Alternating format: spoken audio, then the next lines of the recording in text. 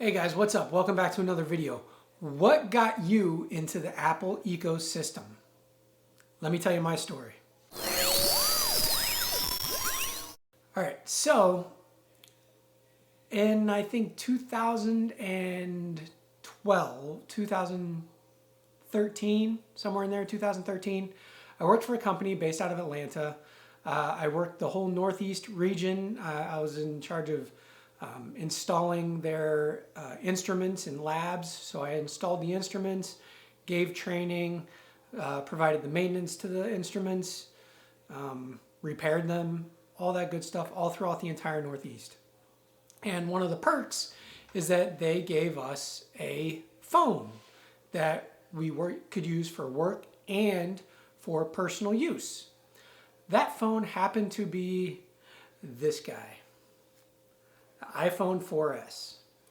And I got it, and I'm like, I could have used my Android at the time because I was completely against Apple. I liked Android, and that's all I wanted to use. And this little thing changed my mind. And I've been using Apple products ever since. And this is literally the one thing that got me into the ecosystem. And it's amazing because this thing, just looking at it brings back so many memories and nostalgia and what the operating system looked like back then. And now, now today's iPhones are, well, let's just say slightly bigger. Okay? I mean, my goodness. Look at oh, look at that. All right? Now, this is the 15 Pro Max, but this iPhone could basically be the size of a battery pack on this. I mean, very similar thickness and all that, but screen size, way, way different. And then I wound up also getting one of the first iPads. And eventually I got a 13-inch MacBook Air in the wedge, with the wedge format. And I absolutely loved it. And then I wound up getting a MacBook Pro, an Intel MacBook Pro. It was a 13-inch with the touch bar. And I liked it. It was good. I didn't mind the touch bar. I thought it was kind of cool. It never really bothered me to have the touch bar. I was probably one of the few that didn't mind it and thought it was kind of cool. Was it gimmicky? Yes, very. But it served its purpose for me, and I tried to utilize it the best I could and as much as I could. But then I wound up upgrading to the M1 MacBook Air, back to that wedge design, and I'll tell you what, I honestly loved it. I loved that MacBook. Now, I needed external drives, I needed dongles, I needed all these other things because I only had two USB-C ports, two Thunderbolt ports, and one of them was for charging. It was before they added the MagSafe back on.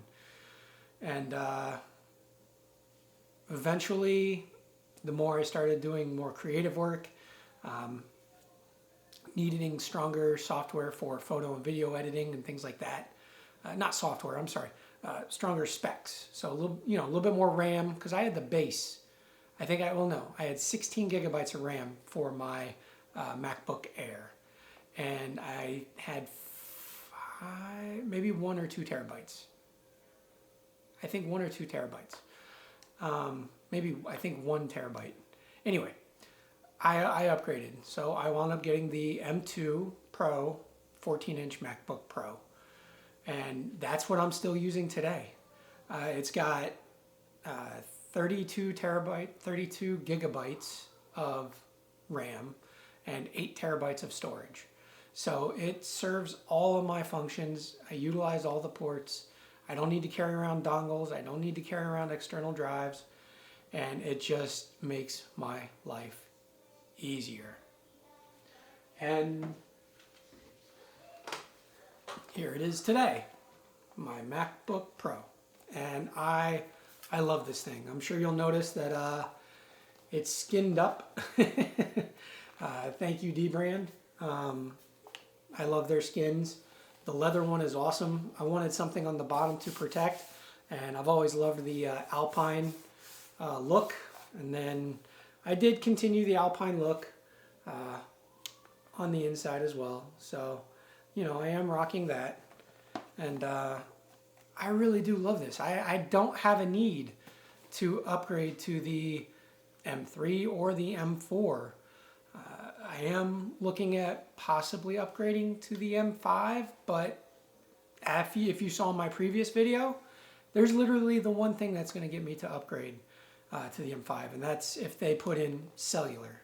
And I explain all of that in my previous video. But that's where my journey started.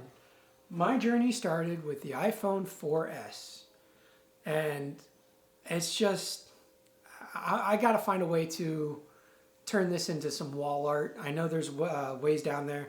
If you guys know any good websites or places that can do that, please put it down in the comments, because I have the original iPad and I have this. And I would love to get them displayed properly, because these now to me aren't just old pieces of tech.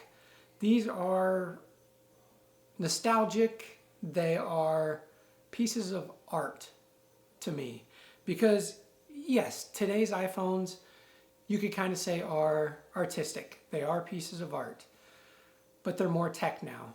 Back then, these were literal pieces of art. They were presented as pieces of art that also happened to be a phone and a portable computing device.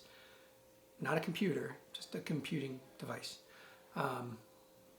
You know, as Steve Jobs once said,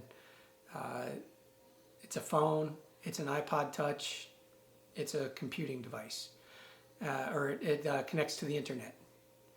And I've been hooked ever since. So tell me, guys, put down in the comments. I really want to hear from you guys. What got you into the Apple ecosystem?